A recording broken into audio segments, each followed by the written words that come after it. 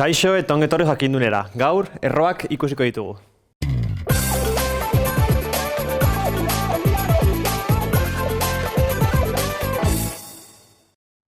Kanalean beste bideo batzuk dituzue erroak azaltzen ditugunak.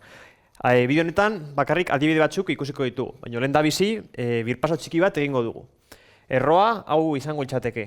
Ikur hau erroa, barruan daukaguna errokizuna. Beti erroa zerbait egoten da. Hau errotzailea izango litzateke. Normalean SB ez dagoenean jarrita, adibidez kasu honetan, hemen bi bat izango dugu. SB jartzea eta hemen bi bat jartzea gauza bat izango litzateke. Eta azkeneko emaitza erredura izango litzateke.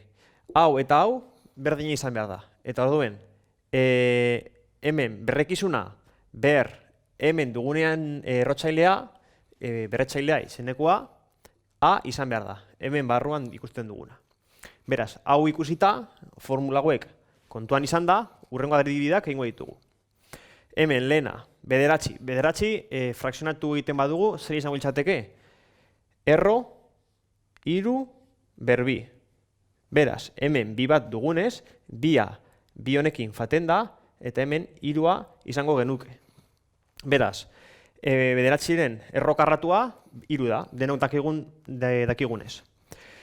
Orain, hemen ikusten dugunez, B izango litzateke emaitza, orduen hiru hemen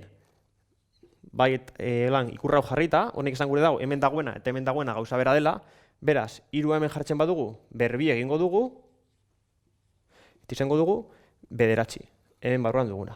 Beraz, ikusten dugunez, hau bete egiten da. Nahi baduzue noizbait, erroberen bat egiten baduzue, hau egin frogatzeko.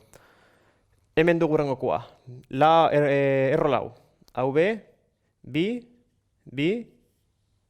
eta erroa. Hemen bi bat izango genuke, ez da beharrezkoa jartzea, beraz, hemen izango genuke, bi. Gauza bera, egiten badugu izango genuke, bi, berbi, berdin, lau, hemen barrukoa. Zortziren hirukoitza, erro hirua. Izango genuke, hemen hiru, eta zortzi zer da? Bi, ber hiru. Beraz, hemen honekin fagingo litzateke, eta izango genuke, bi. Beraz, frogakizuna egiteko, bi, ber hiru, berdin, zortzi. Ikusten duzuenez, dana froga egiterakoan, hau bete egiten da. Hemen izango genuke beste adibide bat. 81 izango litzateke, hiru ber lau. Beraz, izango nuke hemen lau, hemen hiru, eta hemen lau. Hau honekin fan egiten da, eta hemen izango genuke hiru. Zortzi zain izango litzateke, bi ber hiru. Da zortzi. Bi ber hiru. Baina, klaro, hemen bi dugu. Beraz, ikusten dugunez, ezin leikidanak atera. Bakarrik atera geike bi. Izango litzateke orduen bi, erro, bi. Ze bat gelditu egiten da. Hemen, froga egiterakoan, zuek ikusteko hau eta hau gauza bera dela, egingo genuke bi, erro bi, berbi, izango litzateke hau honekin fan egiten da, beraz, bi berbi lau, eta bi derbi, berdin, zortzi. Ikusten dugunez, hau izango litzateke A, eta hemen A. Hemen berdin, 16 da, bi ber lau, erro hiru.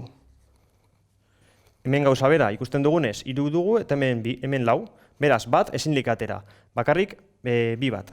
Bi, erro, bi. Hemen froga, zuek ikusteko froga, ingo genuke, bi, erro, bi, hemen barkatu, hiru,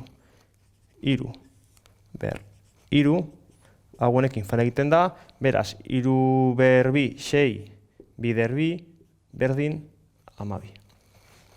Beraz, hau izan da dana. Gogoratu kanalean beste bideo batzuk dituezela, hau hobeto azaltzen dena, eta beste ariketa batzuk egiten dituguneaz. Beraz, mila esker ikusteagatik, eta gogoratu, sare sozialetan eta web orrian jarraitu jakindun.